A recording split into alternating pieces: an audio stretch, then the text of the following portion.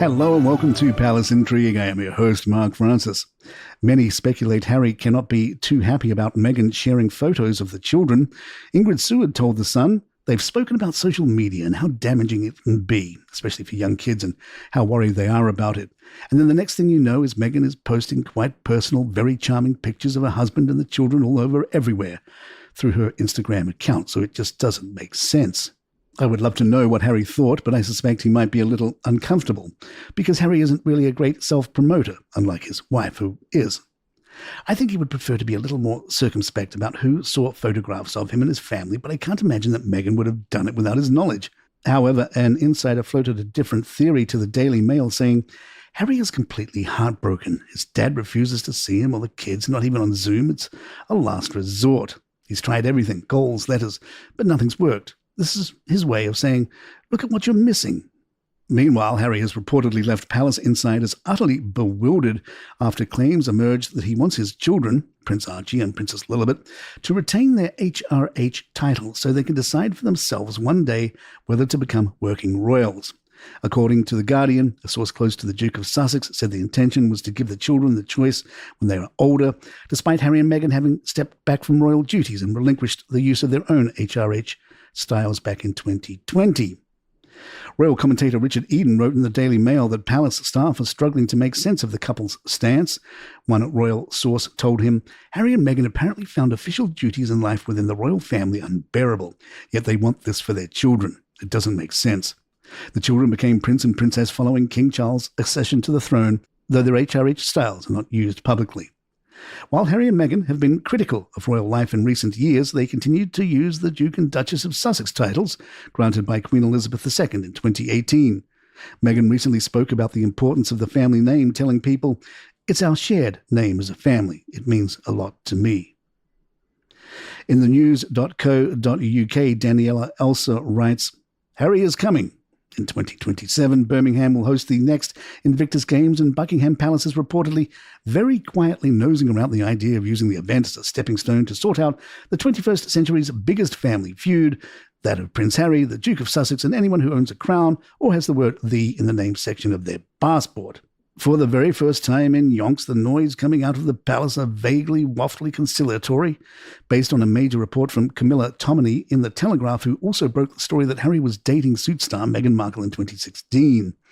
According to Tominey, behind palace gates there have been exploratory discussions about if or when father and son could ever be reunited, with a handy-dandy opportunity presenting itself in 2 years' time. The more cynical amongst you might be wondering why Charles might be interested in making things up with the Duke, and you would be right to. After all, in the last 15 months, Harry has been in London on 4 separate occasions, and His Majesty has not made the time to see him once. Instead, Charles' sudden openness to possibly making things up with Harry is reportedly motivated less out of seemingly tender paternal feeling and more out of cold-eyed pragmatism about the possible damage being done to King's reputation. What the games represent is a natural opening for Charles to turn a possible lemon into lemonade. As head of the British Armed Service, the King has no choice but to go. He can't not support the military and veteran communities with rousing gusto. However, sitting back and letting the Duke lap up the massive reputational boon that are the games would have to be a tough thing to swallow, given that Harry continues to turn up in front of cameras to say things like, I don't know how much longer my father has. He won't speak to me. So, if some sort of meeting of the King and Duke could be staged, it would mean that the palace could sell it as Charles being the bigger man and embracing forgiveness. It could also reframe an event that redounds to Harry's credit and heart, the highly successful games, into an opportunity to make His Majesty look particularly good. And thus we get to the really big question mark in all of this. Where would Meghan, the Duchess of Sussex, fit into this misty-eyed family scene? She has proudly been to every one of the 5 games that have taken place since she started dating H, every time turning up to hug, wave, and cheer her way into competitors in their families' hearts and selfie reels. Former Cowboys quarterback Troy Aikman told Us Weekly he doesn't run into the Sussexes in Montecito. Troy was promoting his new product, 8 Elite Light Beer. Presumably, to live in Montecito, one must sell easy-to-make fun of products. Anyway, Troy said, I haven't run into them, but they are there from what I can gather. I think anyone with a heartbeat knows that they're out there, but I'm not hanging with them, that's for sure. The former Cowboys quarterback even cracked that Harry and Meghan probably aren't cracking open his beer of choice. I don't picture them drinking much light beer. More Palace in just a moment. In a moving essay for The Telegraph, Sarah Ferguson has opened up about the lasting emotional scars from her childhood and decades in the public eye. She writes that her mother's sudden departure when she was 12 left her feeling unworthy, contributing to an unhealthy relationship with food and long-term struggles with self-esteem. Now 65, the Duchess says her recent diagnosis of breast and skin cancer forced her to confront dark places in her mind. A visit to Paraclesis Recovery in Zurich helped her explore trauma, complex PTSD, and adult ADHD, conditions she believes are often misunderstood and overlooked, especially in high-functioning individuals. Sarah also shared how being publicly mocked in the press, particularly during the 80s and 90s, has left a lasting impact. Despite past tabloid scandals and personal setbacks, she says she's committed to advocating for mental health awareness and encouraging others to seek help without shame.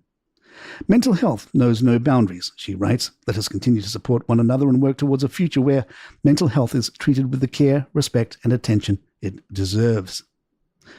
Princess Eugenie offered a rare peek into her family, sharing a snapshot from her home office during a video call in support of Scoliosis Awareness Month 2025. In the background, glimpses of her world with husband Jack Brooksbank and their sons August and Ernest. Family photos were proudly displayed on the shelves, along with a towering stack of art books. No surprise given her Newcastle University degree in English, Literature and History of Art, and her role as a director at Hauser and Wirth, the contemporary art gallery with royal-level polish. Also on the shelf, a candle, proof that even a princess appreciates a bit of cozy ambience during a Zoom. And there you have it. If you'd like to email us, our address is thepalacintrigue@gmail.com. Please follow us on Spotify, Apple, or the app of your choice, and leave us a nice review if you're enjoying the show.